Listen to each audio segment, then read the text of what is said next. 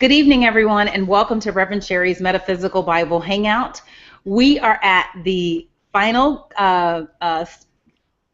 chapter or episode or broadcast in this particular series, but I am so excited. We're going to be talking about the law of success tonight, and the Metaphysical Bible Hangout is a free weekly metaphysical Bible study that I started 2 years ago this month. And it started really with my students in California, and we just expanded it out. And really the focus is all about studying the Bible metaphysically. And so we have covered a lot of ground with this class, with everything that we've done, and this year has been all about getting us ready to manifest whatever our greatest thing is, whatever that is. For me, it is finally becoming an author. For you, it might be making a major move professionally or personally, but this is all about giving you everything that you need for free to make your life better. And so we're coming to the end of an incredible series called Working with the Law to Grow Your Business. We focused it on businesses because a number of people in my online spiritual community are business owners. They are contractors, they are consultants, they are direct marketers, but everybody in some way is connected to commerce. And so we focus this series on your business and how spiritual law applies to your business. So with no further ado, let me just get right on in to our show. So this is we've been looking at how to stand out from the competition, how to eliminate the mental blocks that hold your business back, how to attract and retain the right clients, how to turn your part-time income, business income into your full-time income, because that's really what matters, is that you want a full-time income where you are dependent on no person, place, or thing, but that it is flowing to you through your own work. This is our outline for tonight. I got a couple of announcements, and then we'll get into what is the law. We'll look at some real-world examples of the law. We'll talk about the key to the law of success, and we will define success. And then we will also look at the ways that we interfere with our own success. If you read ahead in the chapter, then you know that we are hardwired for success. We are built for success. And then at the end, we'll hold the floor open for Q&A, and all questions are welcome. And if you have questions, before we get to Q&A, please don't hesitate to ask them. I want this to be interactive, so please ask your questions or make your comments as we go along, and I will get them in the chat, or if you want to unmute yourself and ask a question, that is perfectly all right. So there's a companion blog. I'm always following whatever it is that we're doing in the Bible Hangout with a companion piece. And so there's a piece that I wrote today on the law of success. You can find that at revsherri.com. And if you want to follow along that way, that is perfectly all right. My two new teleseminar, I am so excited. This seminar has been long coming, and I had intended to offer it at the top of the year, not the top of the year, excuse me, right after Easter. And one of the things that happened was that Jordan came into my life, and I had some personal things that I had to handle in my life. And so I had to kind of put it on the shelf. And so I've been going back to it and putting it together, but it's a lot of moving pieces because it's not just going to be me teaching. I'm bringing in some experts in terms of finances and how to handle your money. I'm also partnering with a number of organizations and people in ministry to help tell other people about the class. And so there are a number of moving parts. And I had this heavy pressure because, once I announce something, I want to release it. I don't want to sit on it. And I just got to the place where I was feeling really bad, okay, I said September 1st and I missed the September 1st deadline. And then finally, I've been in the mornings, I do my Bible study in the morning, and I was studying James, the first chapter of James. And it's an awesome chapter. So if you want something to really rock your world and just read it every day for 5 or 7 days and just see what comes out. It's amazing. And I woke up this morning and it was God is not putting this pressure on you. You're putting this pressure on you. Your purpose is to teach people about their divinity. You are doing that, and you will get more opportunities to do that. So relax. And it just took the pressure off. So the class will come out this month. I'm going to start sharing videos about the class next week. And I'm really excited, and I do hope that you will sign up for the class because it really is going to be my best yet. It's going to contain so much good stuff. If you have ever had a problem with money, if you have ever had a problem with abundance, this absolutely is a class for you. It is very much a work room. We will work together. There are some things that I for sure have figured out about abundance, but there's still more for me even to grow. So this will be an opportunity for us to work together and really study the concept of abundance and just understand what it is to live the abundant life. And we'll get into even some of that even tonight, just talking about the law of success, because God intends for us to be rich, bottom line. And you may define rich however you want to define it, meaning it can include money. It does not have to include money. But God absolutely intends for you to be rich. It is evident to me based on how God has handled all the rest of creation. When you look at the trees and the flowers and the animals and the sheer volume, even just of the number of trees and flowers and animals, but not just that, but that each one has exactly what they need, that there is this overwhelming, lavish abundance. And we too are a part of that creation. And so God intends for you to be rich. You may have to redefine how you think about rich, because I don't think of rich as just having a lot of money. In fact, if all you have is money, you are not rich. So those are the kinds of things that we're going to look at in this class, and I do hope that you will join me. I do expect it to be probably my biggest class, because for sure it will be my best class. We're on a new platform, Webinar Jam. It is an overlay on the Google Hangout, which is why you're able to see it if you're looking through Google Hangout. But I invite you to subscribe to my newsletter, because that will help keep you in the loop, and you'll get a link to join us early each week for the live session. Plus, I have other workshops that I'm planning to offer for free that will also be on this platform. And so if you are signed up for my newsletter, you will be among the first to know about that information. The scriptures for this 11-part series have been Proverbs 23:7, as a man thinks in his heart, so is he, and Romans 13:10, love does no wrong to a neighbor, therefore love is the fulfilling of the law. Love does no wrong to a neighbor, therefore love is the fulfilling of the law. Everything that we have been studying for the last 11 weeks together has been about love, love, love, love, and more love. How do you love? Because that is how you fulfill the law. And so tonight, when we talk about the law of success, we're talking yet again about one more way to love.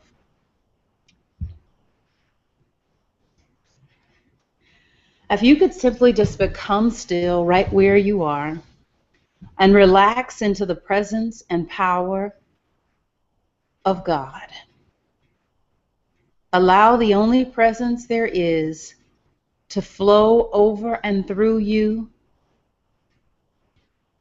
warming you, reminding you of the beauty that is inherent in you. Thank you, God. Thank you, God, for this series. Thank you for everything that we have shared here together. It is my sincere request that each person receive what he or she needs in order to grow, to develop, to be more of who they were meant to be. You designed each one of us uniquely. You designed each one of us for a specific purpose. And so I just ask that that purpose be revealed in our hearts right now. Let everything that we do tonight, God, be done to your glory. Let anyone who finds this broadcast years later know that they can have the life that you intend for them, and that you have provided for us a set of spiritual laws that we can cooperate with and create a life worth living. I release this prayer I thank you so much for this platform. I bless it and I name it good. In the name and through the power that is in the name of Christ Jesus, this prayer is so, and so it is. So here's that trusty slide. Yeah, y'all might be sick of this slide, but it's necessary. The law, God as law. The law is a term to explain how it is that God works in our lives. One of the things that language does is that it seeks to communicate the invisible experience of life. So, how do you explain being in what we call a vehicle and moving down the road? We use the term drive. But sometimes when we want to be fancy, sometimes we'll say we motored down the road. Or at another time, because if we want to communicate a different feeling, we'll say we moved down the road, even though we mean we moved in a vehicle. Um, so this term law we use in New Thought to be synonymous with God, and it is the way to explain how God shows up in our everyday lives. So the way that you experience God in your in increase in your life is through the law. The law is the way that God works in your experience. How do you explain God uh, keeping you anchored to the planet? Through the law of gravity. How do you explain God enabling you to fly through the air? The law of aerodynamics. How do you explain God as what increases the good in your life? The law of increase. All of these things are just ways to explain how God works in our experience, how God shows up in our lives. So the law is always about God working in our lives. So and just to make a distinction, principle is fundamental truth. So law explains how the principle works. So the principle would be God is everywhere evenly present, or the omnipresence of God. The law would be how that omnipresence works, and how that omnipresence works in the form of gravity, how that omnipresence works in the form of the law of aerodynamics, how that omnipresence works in the form of law of praise or law of increase. So the principle, that's like the mental truth. It is, God boiled down to his essence. And the law is how that essence works in our experience. So I hope that at least going over the same concept each week has helped to make it a little bit clearer, and also to soften it, because sometimes when we think of law of God as law, we think of it in a very cold, um, harsh way, and we really should not think of it in that way, because God is neither cold nor harsh, even though God is impersonal.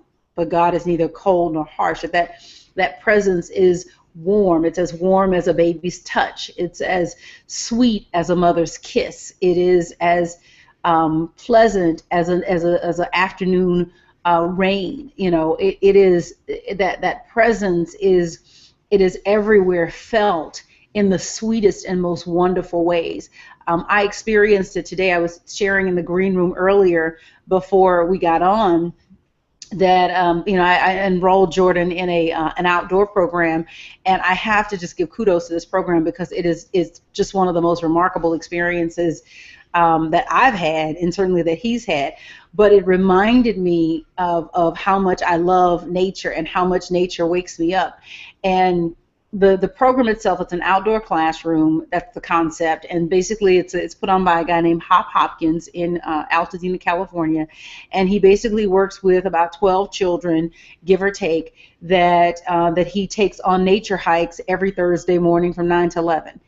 And this program is just wonderful because you're out there with the kids. The kids are learning what the different trees are named, and he stops and he explains, different plants and like how they got their name and what people thought about them and how they're used today. He's got all of these like homeopathic ways that you can, take care of yourself if you get a cut. Stuff you can do with baking soda but baking soda is almost like a cure-all. And it's just wonderful, it's really, really wonderful. And what I noticed is that when I got back home, some of this is also because Jordan ate a spinach popsicle, and in his lifetime he has not eaten spinach, so he ate a spinach popsicle and I almost passed out. But it was also just the high of being in nature that it's a reminder that, Sherri, in a moment when you might feel down, or in a moment when you might feel just kind of blasé, it's like get outside in nature, because just connecting with God in that way will wake you up. That there's a way that you experience God. And so even though we speak about God as impersonal spiritual law, that there is this enlivening, quickening aspect to God that will wake you up, that will help, it will touch you in such a way that it like you're more alert and alive than you have ever been. And being out in nature can do that for you. So again, I don't want this series or anything that I say about spiritual law to seem like I am speaking about a God that is removed, that is impersonal, that does not care about humanity, because I absolutely experience the feeling of God just being in nature, just being connected to plants and animals and bugs and all the other stuff that was out there.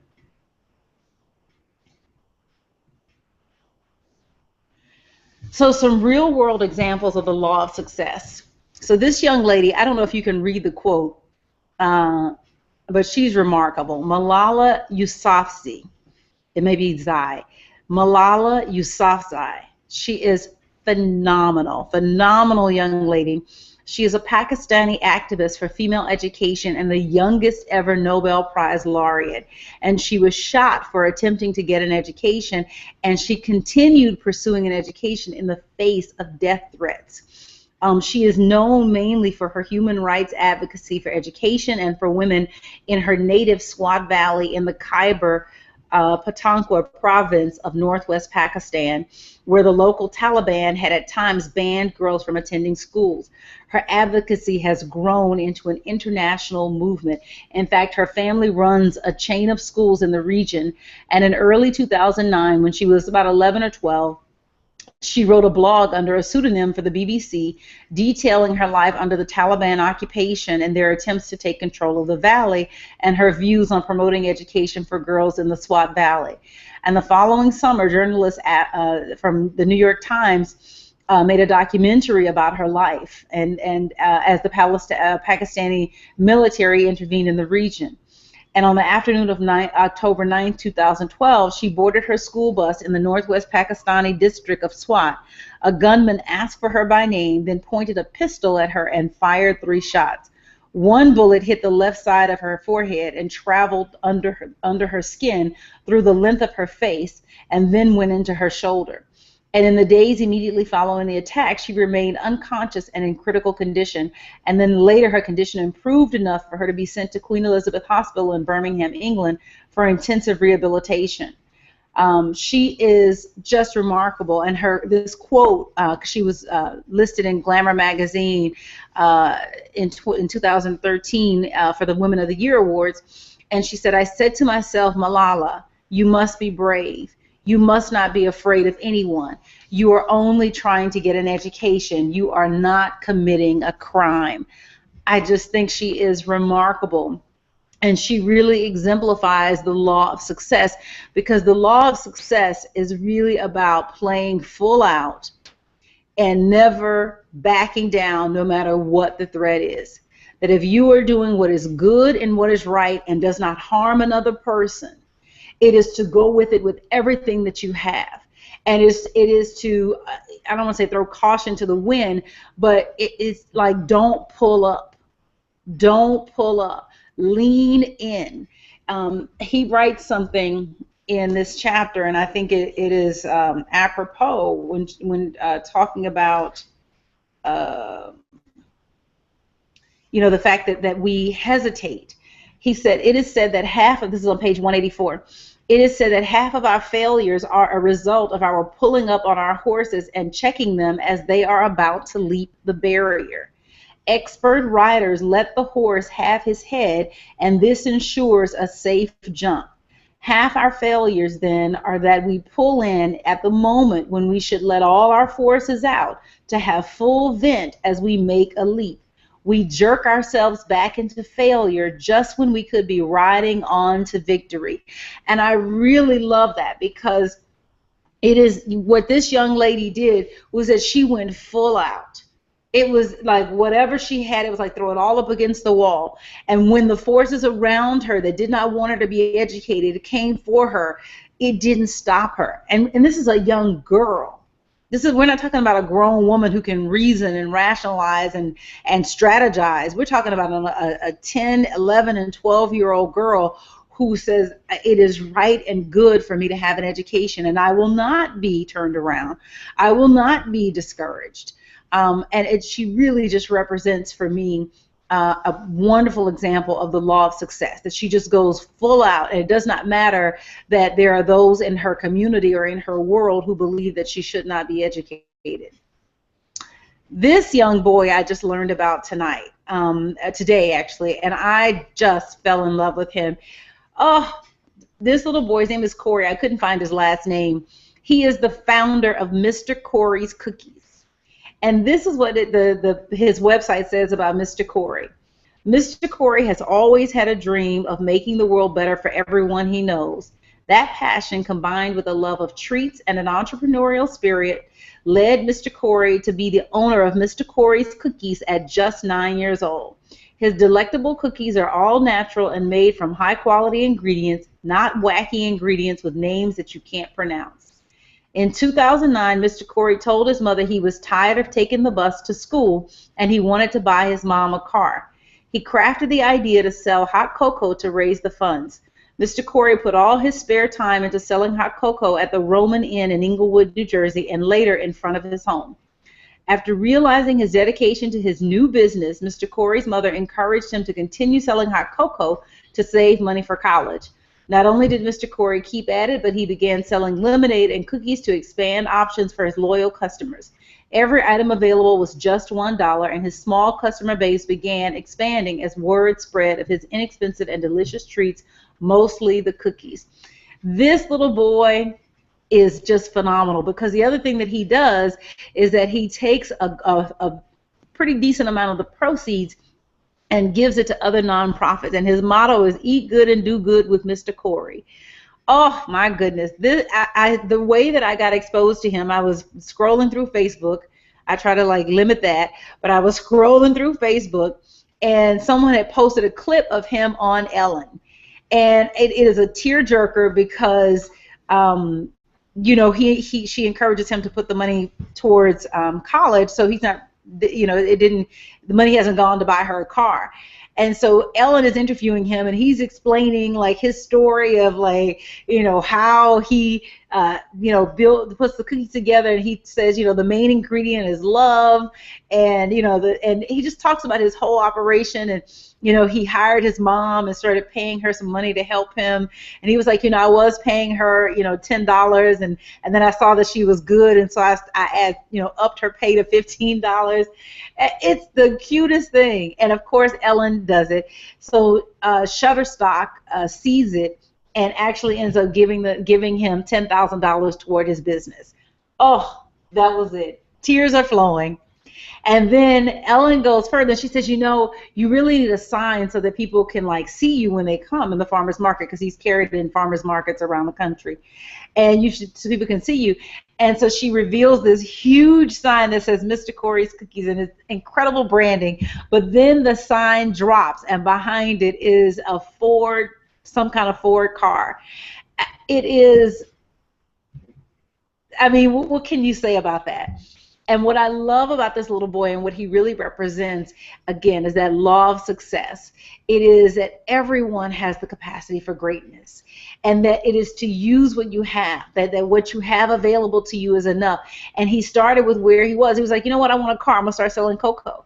And never could he see that it would come together in the way that it came together, and that a car would be gifted to his family. You get what I'm saying? He just started with what he had. So many times we won't get started because we want to see the end, but the law of success is that you're hardwired for success, and what you simply have to do is to keep going, and God will meet you at your point of limitation. All you've got to do is just start going and start reaching for what you want, and the Spirit of God will meet you right where you are. And he just demonstrates that. And I'm telling you, I fell in love with that story. I don't know what his last name is, so I couldn't tell you, but his first name is Corey. So you got to check him out. He's just phenomenal. And it's Mr. Corey's Cookies, so MrCoreyCookies.com or something like that, MrCorey'sCookies.com. And you can order cookies from him, and he's so delightful, such a cute kid. So what is the law of success? The law of success basically is that you're hardwired for success. And the Bible verse that supports it is Matthew 19:26. With man, this is impossible. But with God, all things are possible. With man, this is impossible, but with God, all things are possible. This is what he writes, Raymond Hollowell writes in the opening paragraph, second paragraph of the text on page 178. You are born to be rich. The powers inherent in you are inexhaustible. Every normal person is endowed with a complete set of faculties which, if properly developed and scientifically applied, will ensure success, ever-growing success. It is, I don't know how to say it any differently, you are born to be rich, period. You get to define what that rich is. And there are so many people who would shame you into not wanting what is your birthright. And you've got to be mindful of that. Very often I will be around someone who will look at, pick somebody, they'll compare ministers, because this is the world that I'm in. They'll compare ministers, and they'll say, well, this minister has a private plane, but this minister who has an even bigger ministry does not, as if one is right and one is wrong. You have to be true to what the God in you has called forward, and you have to honor that. You really, really have to honor that. I had an instance where, because this is my business, this is how I take care of my lifestyle. So with my website, this class is free. It's always going to be free. But I also have paid classes. And one of the ways that I'm able to do the work that I do and not have to take a salary from my church, or I have a stipend, but not a full salary. The way that I'm able to do that is because I offer these classes. So this is my livelihood. And I was sharing with a group of ministers about the techniques for engaging on social media and talking to people and posting clips that engage people and that create interaction and all of this. And so I'm sharing things that I've studied over time, just learning how to work in this online web medium. And I had a minister get up after me and basically give a whole story of like, you need to know why you're on social media, but it was in it was this shaming about how I'm doing what I'm doing. You have to be true to what God said to you. Apparently God didn't tell this person to do what I'm doing, but I can tell you with certainty that the Spirit of God spoke in me. I was going in an entirely different direction, getting ready to do an entirely different website, not at all branded around myself or anything like that. And I tell you, I woke up and it was as sure as my name is Sherri. It was like, start this website. and I was already pointed in an entirely different direction. So you have to be true to what is inside of you. And that requires a level of self-confidence, because everyone is going to have an opinion about what you're doing. But the law of success says that you are born to be rich. You are hardwired for it. And so you must develop yourself. There are qualities latent in you that you have to develop, that you must develop, because you've got the Spirit of God inside of you. You're meant to let it out. You're not meant for it to just sit inside of you and do nothing. It's in you for a reason. And you're meant to let it out into expression. But the only way to let it out is through changing and becoming the kind of person that can release it. So you're hardwired for success. It's in you. I don't know how to say it, but it's not like something you've got to go and get. These qualities rest, rule, and abide in you. And your work is developing yourself in order to let out what is inside of you. Because inside of you right now, it's formless. It doesn't look like anything. You've got glimpses of what it could be based on where your talents are, but it doesn't look like anything. But you've got to do the work to develop yourself.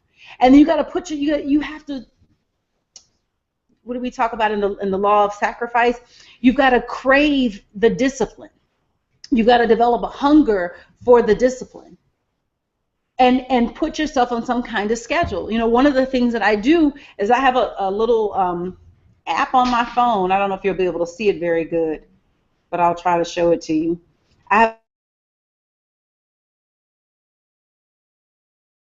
There we go, coach.me. And so this is what my little thing says. I have the writing thing, and so those little dots, I don't even know if this is a good picture or not. Those little dots basically show like when I've checked in. So I have my Bible study and said checked in today for the Bible study. I have not checked in today for reading, and I have not checked in today for developing my writings. I still got my writing to do. So this is something that I use because it's every day. Every day, it's got to be done, because I'm disciplining myself to get the God presence out of me.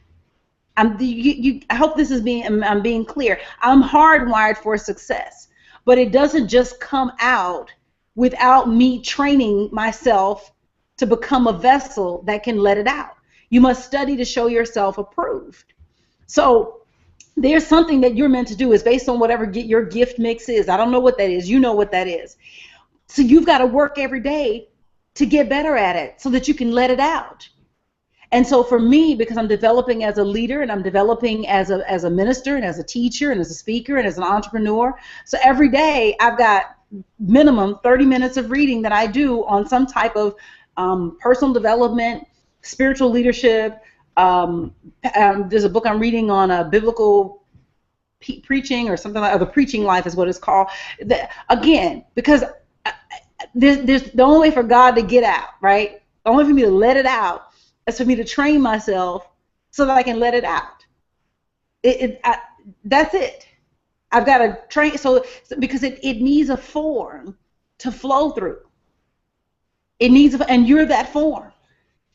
And so the way you get more of it out is for you to discipline yourself according to what your talents are. I hope that's clear. I really do. I hope that's clear.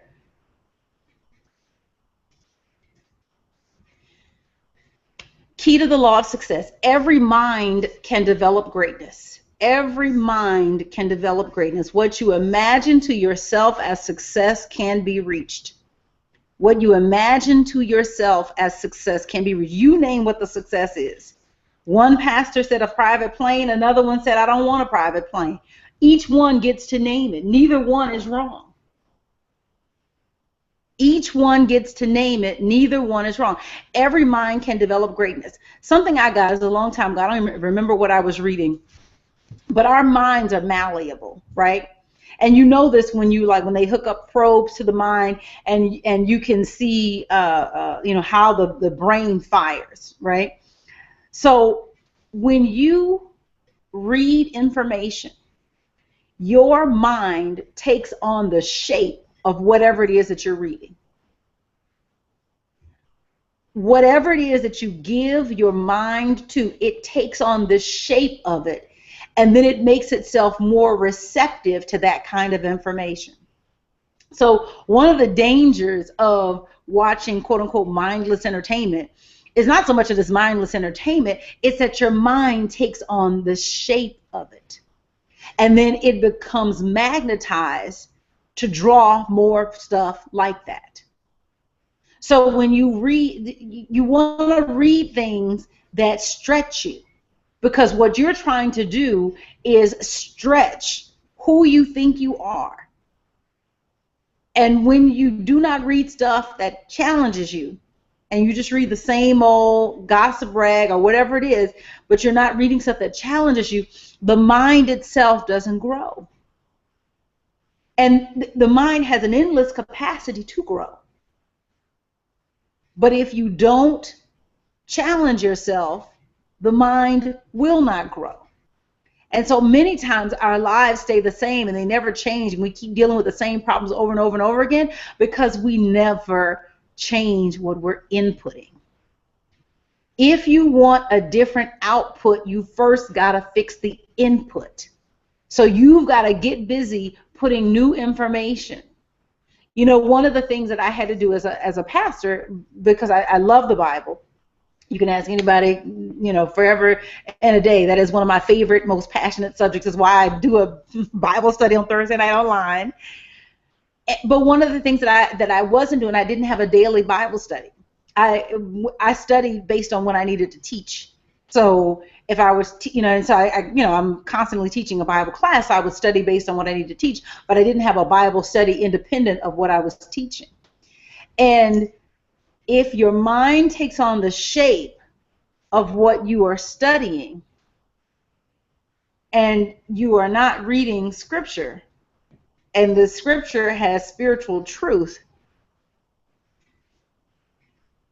it's like you've got to feed your mind what it is that you want, because you are what you feed your mind.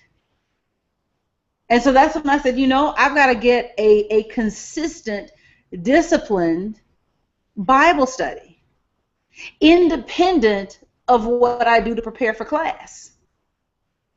Independent. I want to make that clear. This is independent of I can't count on what I do for class to be what nourishes and sustains me. It does, but it cannot be the basis of what nourishes and sustains me. Again, what you're going for is extraordinary. So you've got to raise yourself above that. Marvin says, I used to read the Bible once every year. 4 chapters a day is all it takes. I love that. I think that's great. One of the things that I would challenge you, because I think what you just suggested is awesome, is to take 1 chapter and just read that for a week or a month. The thing is that every time you come to it, something new comes out. When I first began studying Revelation, I just love Revelation.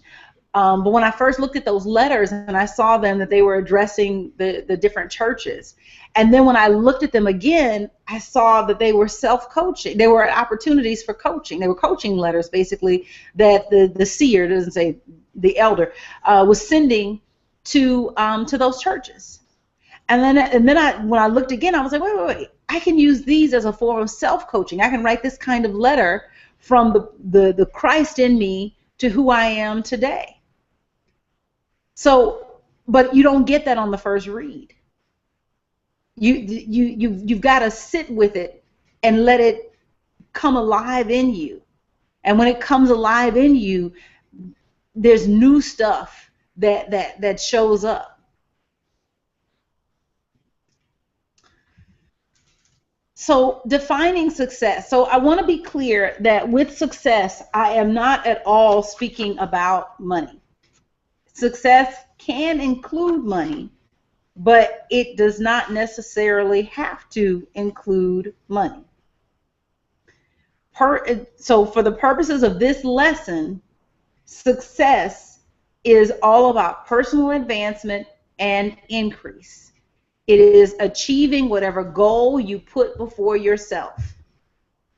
Success is personal advancement and increase. And increase does not necessarily mean money, although to listen in any gospel song, it seems like that's what it's talking about. But real success is so much more than that. You know, we could define it in terms of position and money and fame or wealth, and it could include those things. But true success is achieving a goal that makes life better for you and everyone else. That's what real success is. We are here to make life better for other people and ourselves, but also other people. It is love God. This is the basic commandment. Love God, love your neighbor as yourself. So, you can't throw away that as yourself, because it shows up everywhere. So it is not love your neighbor at the expense of yourself.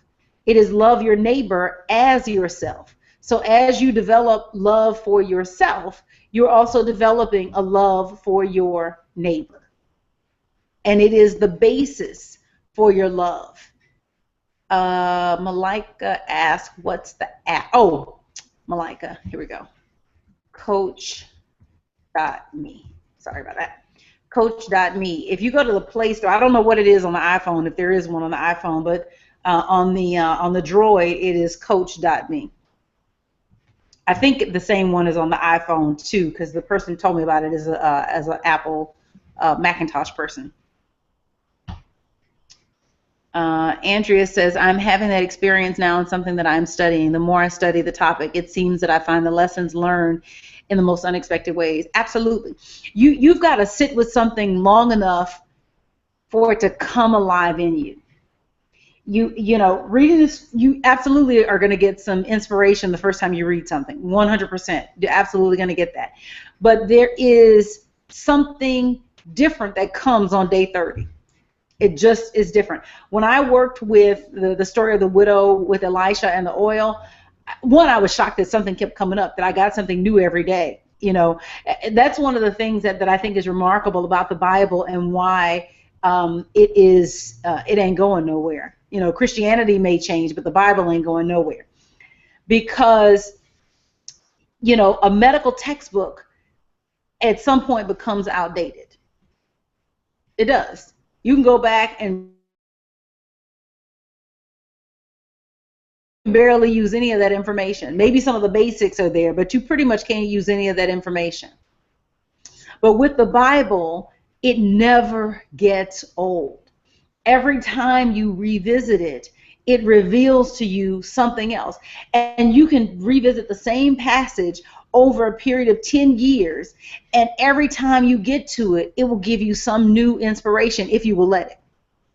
And you gotta walk in with the lenses off in order to get that.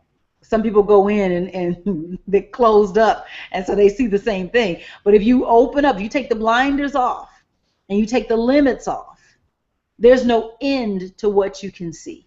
There's no end to what you can perceive. That and so the Bible, it's a living document. It is the living Word of God, and it's not the Word because God doesn't speak, right? But it is the living Word as far as how God has expressed through the lives of humankind through the ages. Ray says, I have been following the advice you gave during Lent, reading at least 5 pages of uplifting spiritual material every day. That's it. It is, because what you're doing is you're shaping your mind, and it's going to change you. There's no way for it not to change you. Marvin says, my definition of success: healing, prospering, and spiritual growth. Amen. Walking in the truth. The 3rd epistle of John. Yes. Absolutely. 100%. So how do we work the law of success? Well, really what I'm going to look at is what are the 6 ways that we interfere with our success, because you are hardwired for success. So the only way for you not to be successful is for you to mess it up. The only way for you not to be successful is for you to mess it up. That is the only way for you not to be successful. You've got to get in there and do something about it. And so the first thing that happens is that we let fear stop us. I love this on page 183. I'm going to read. It's going to be a little bit different from what you see quoted here. But he says, the fact that a man is honest and truthful and industrious does not ensure his success. More work may be necessary than this, for if a man is timid, backward, or fearful, fear will act as a brake to retard his progress. If a man is an efficient engineer yet has an inferiority complex, that complex will make him mediocre, and he will not be able to extend himself according to his skillful training. Fear is largely the cause of failures. It cannot be eliminated either by drugs or by the surgeon's knife. I love that. Being good is its own reward. We associate success. We think we have to be ruthless to be successful. That is a lie. You don't have to be ruthless and you don't have to be good. What you do have to do is work spiritual law. Being good or being ruthless is not a requirement for success. What you do have to be is in compliance with spiritual law. If you do not comply with spiritual law, if you do not praise what you already have, if you do not submit to the discipline of whatever your particular skill is, let's say that your skill is playing the piano. If you don't do the work, if you don't get in there and make sure that you practice at least 4 to 8 hours a day, you can be the nicest person in the world and it's not going to matter. Or you can be the meanest person in the world and not practice, and it won't matter. We associate the wrong things with what makes somebody successful. And so we end up thinking that somehow, well, you know what, I can't be successful because I'm not willing to be as cutthroat as that person. Success has nothing to do with being cutthroat. Success has everything to do with complying with spiritual law. And so you can be kind and successful, and you can be a jerk and successful. Because either one requires that you comply with spiritual law. And any one of us knows someone who is enormously talented, just gifted beyond all measure, but they're fearful and they don't have the confidence to put themselves out there. And so though they might be able to sing Beyonce under the table, outdance Michael Jackson, blow better than Patti LaBelle, they don't have the confidence to step onto that stage.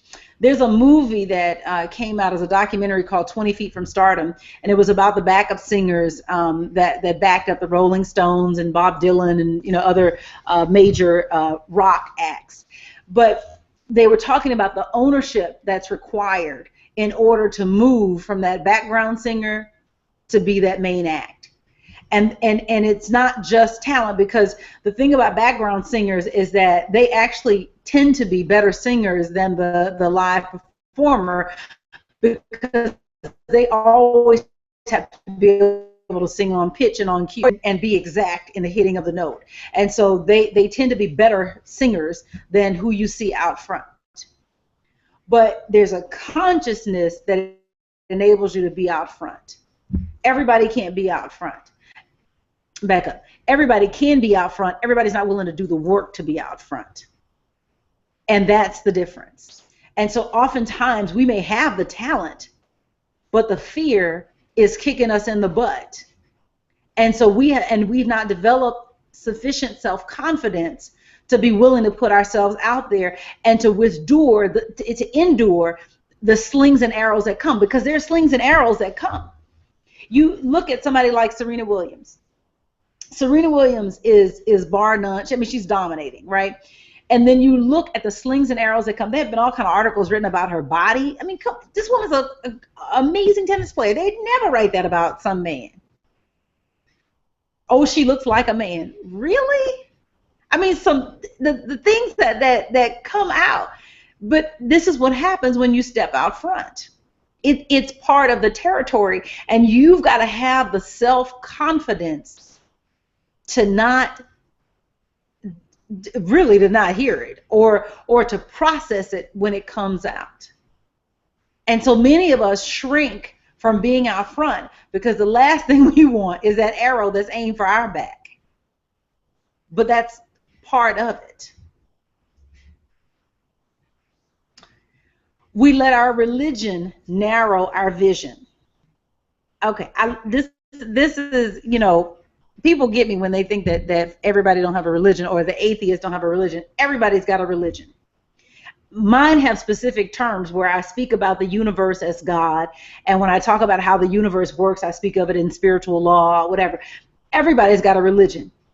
And everybody in the same denomination and in the same church don't have the same religion. Your religion is how you see the world working, and it really don't matter what you call it. This is one of the things I talk about in when I do private classes, is that you've got to work on your God concept. Everybody has a God concept, including atheists. Everybody has a concept of how this world works. And whatever your concept of how this world works, that's how it is for you. So if you believe that this is a dog-eat-dog world, right?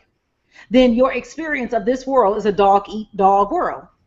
You could just as easily have a different concept. No one's concept is true in any ultimate sense. It's simply true for them. And so oftentimes we'll have a religious concept where we believe that there are people who are, that our success is dependent on other people.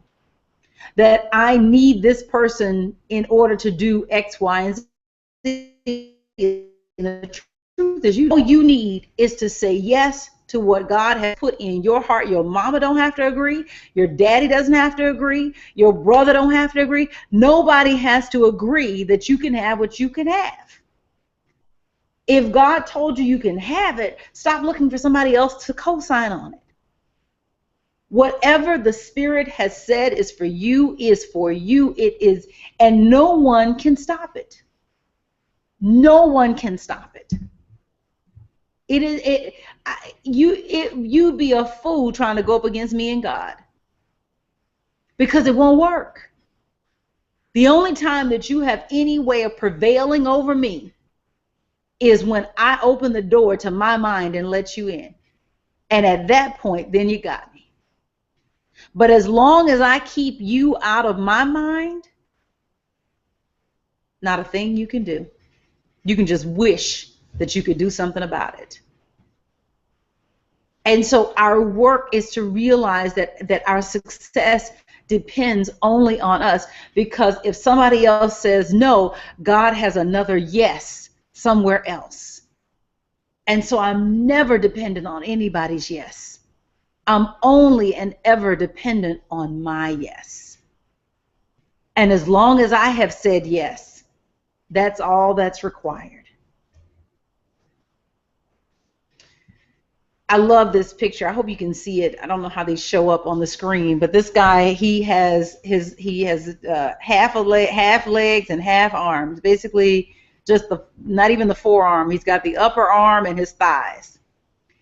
And the caption says, "We have three choices in life: give up, give in, or give it your all."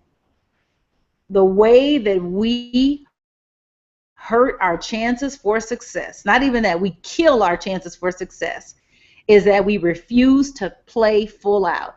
You've got to go for it with everything you've got. You have to withhold nothing.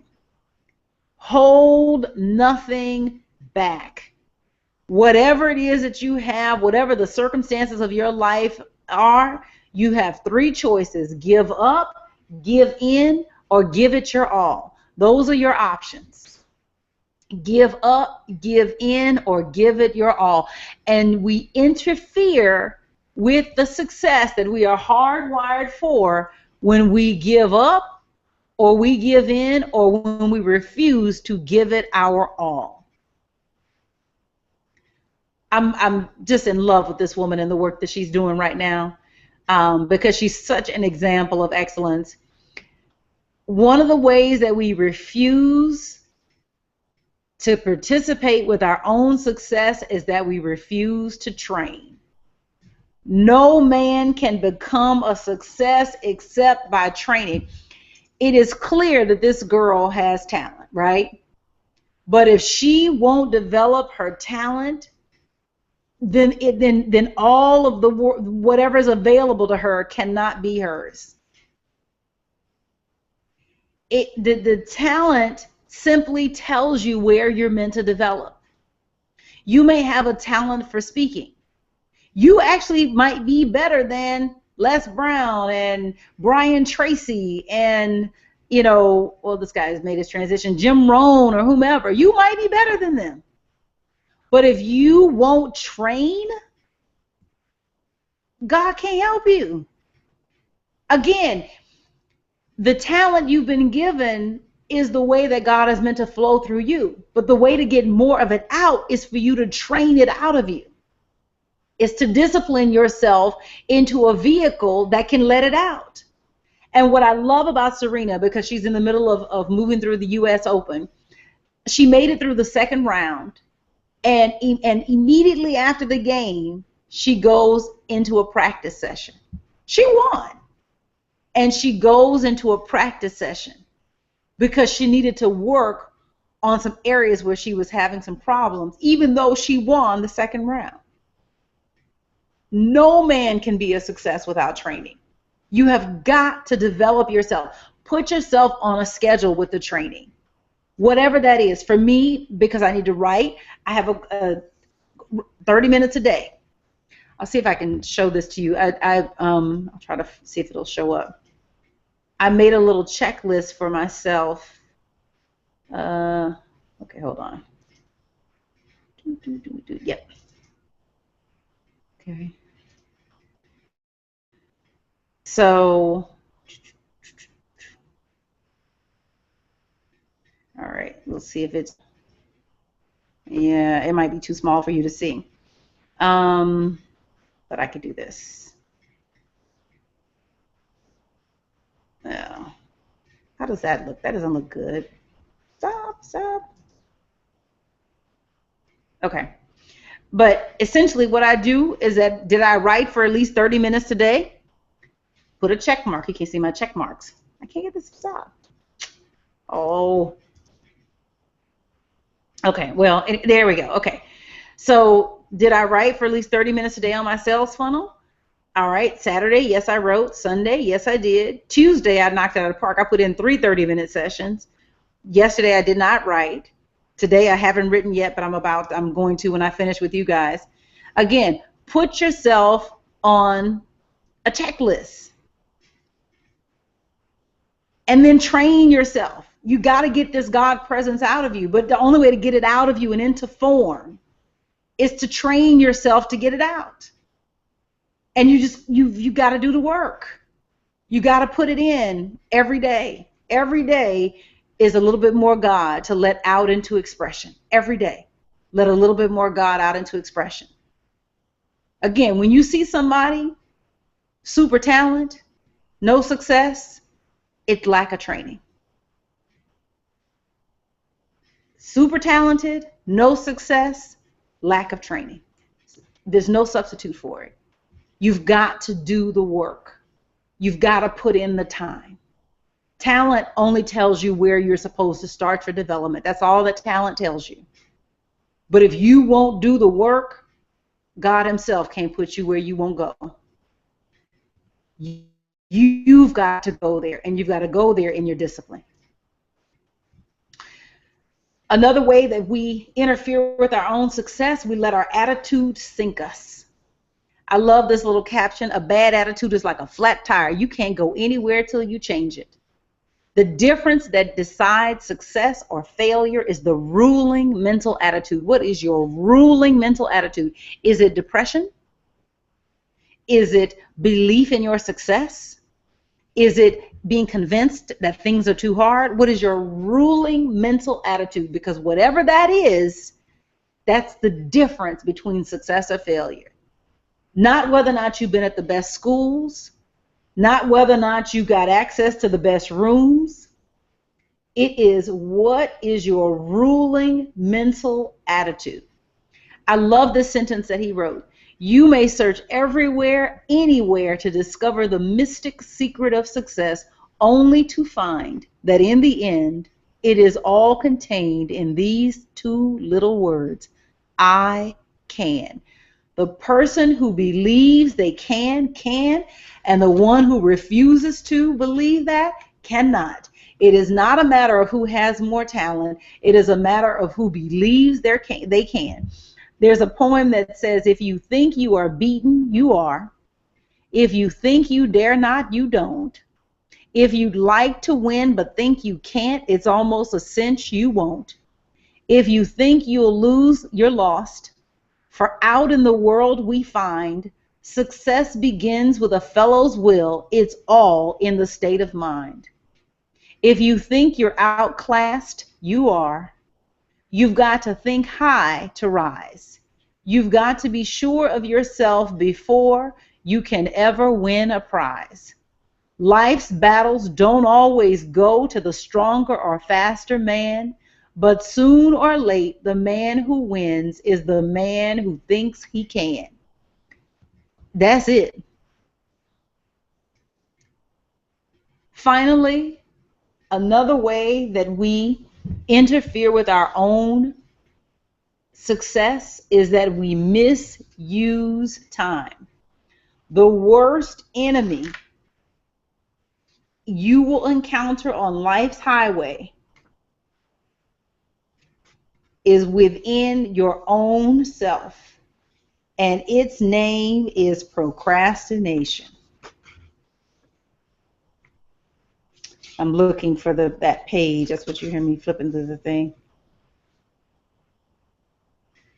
Okay, I can't find it. Oh, here it is. Procrastination kills ambition. It gets one into the habit of indecision, which causes failure. I'm reading on page 191 and 192.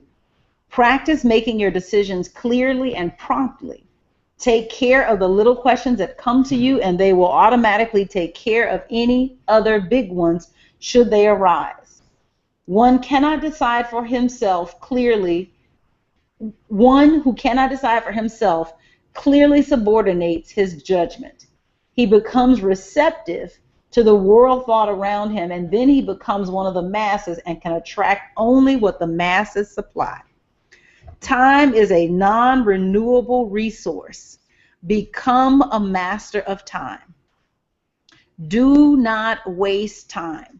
Do not kill time. Invest your time. Time is it's non-renewable. Everything else you can get more of. You can get more money. You can get more peace. You can get more joy. You can get more love. You can get more of anything, whatever it is. Time is the only thing that you cannot get more of. The only thing that you can do is make better use of the time that you have. And so a portion of every day must be given to developing you into the person that you are becoming. A portion of every day must be given to developing you into who you're becoming. And so this is why I have that discipline, that 30 minutes. It's like 30 minutes, there's got to be something going in my mind shaping me into the leader that I'm becoming. 30 minutes every day must be going into shaping me into the writer that I'm becoming. That's the only way for this writer to get out of me, is for that time to go in on a disciplined basis.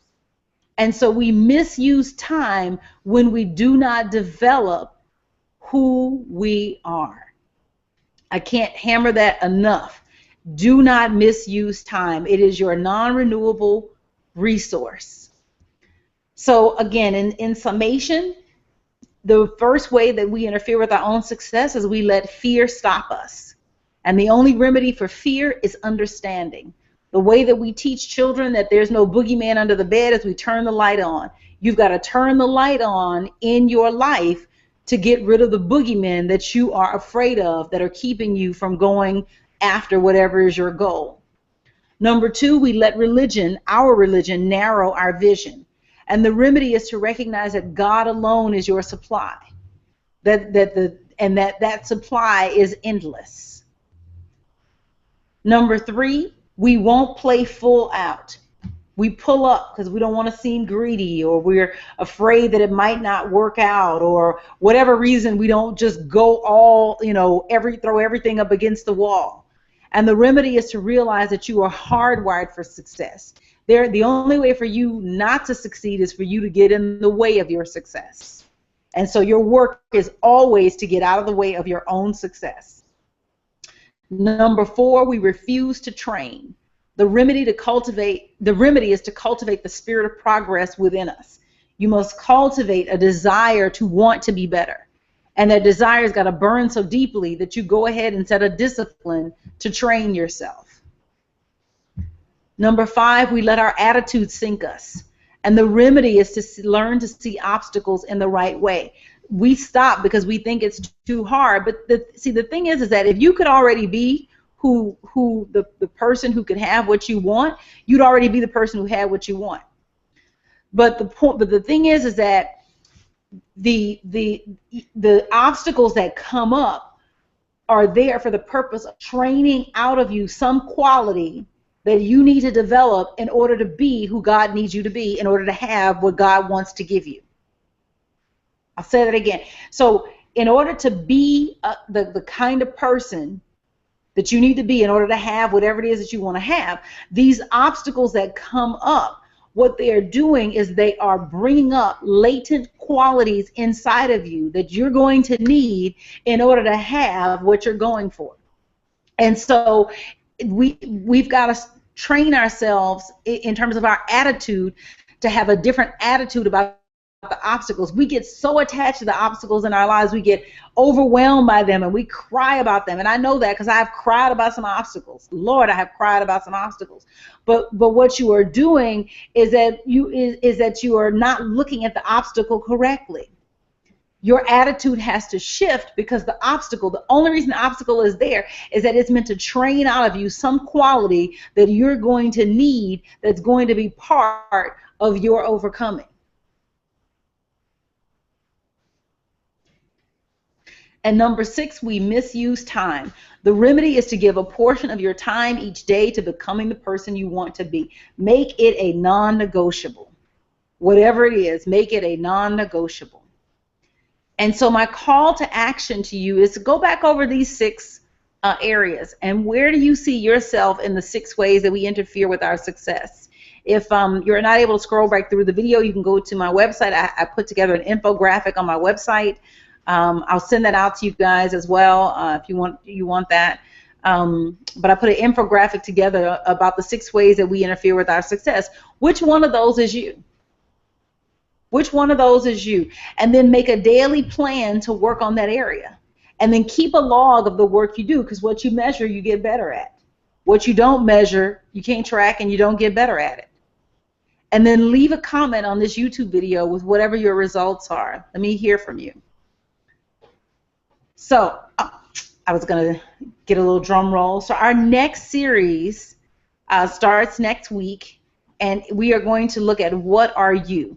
And this book is by Imelda Octavia Shanklin, and you can get a free copy at truthunity.com. You can get a free copy at truthunity.com, .net. Oops, truthunity.net.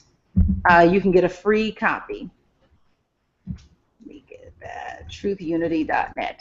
And it's called What Are You? And so what this series is going to be about, I was looking at the things that you guys were responding to and what you came back and told me you wanted to focus on, and then also looking at my own life purpose, and it is about really teaching people about who they are spiritually.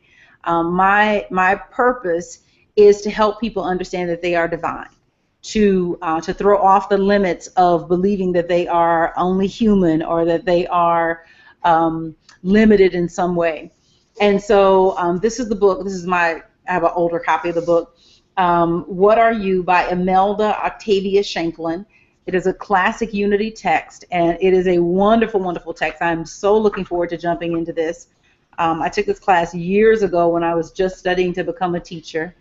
And I look forward to sharing it with you and going through it. And so there'll be 9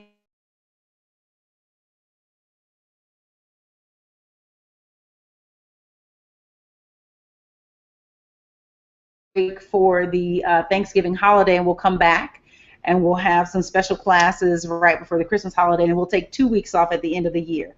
So this is it, and we'll start next week with chapter 1, which is your identity. So you can get a copy of this for free on truthunity.net. Truthunity.net. You can get a copy of this. Excellent, excellent book. And this class is all about your inner divinity. It's all about who you are spiritually. All right. Are there any questions?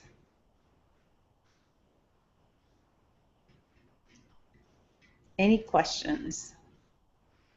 Marvin says, when the minister started editing my prayers, it was time for me to leave. I know that's right.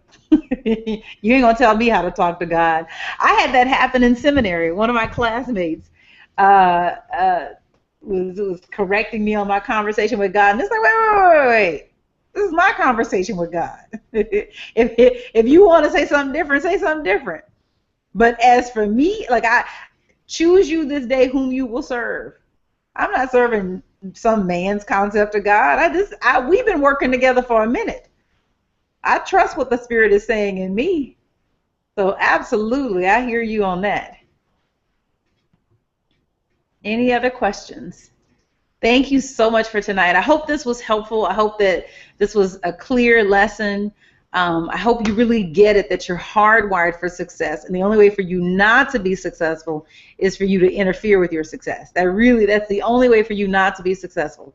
You've got to mess with your own success. That's the only way for it to happen. This has been such an awesome series. If you are just visiting this broadcast for the first time, there are 11 parts to this series, and this is the text that we worked with, Working with the Law by Raymond Hollowell. Marvin says we need to be stubborn sometimes. Absolutely. You need to be drilled down, committed, focused on what you believe as your truth, and to see it through. And you know, you want to be open at the top. So I should say that. So maybe I'm not saying you should be completely stubborn. I don't know. JJ says, thank you. Definitely working on the time use aspect. Me too, JJ. And I've been trying different things, but this measuring it has helped. That has helped tremendously with keeping track of what I'm doing. So thank you so much for tonight. I appreciate you. This has been an awesome series. Again, next week we begin with Imelda Shanklin's What Are You? And this whole thing is all about your divinity. It's all about who you are as a spiritual being. So we're going to get rid of this idea of the sinner and the worm of the dust and, you know, the sinful nature. We're going to kill all that. Just stamp that out with some matches, some knives, you know, cut it out. We're going to get an understanding about who we really are. I love you. I appreciate you. I thank you. And I will see you guys in the next week or so. You know, you should start hearing stuff about Prosper. And I do hope that you will join me for that class. I'm really excited about it. God bless.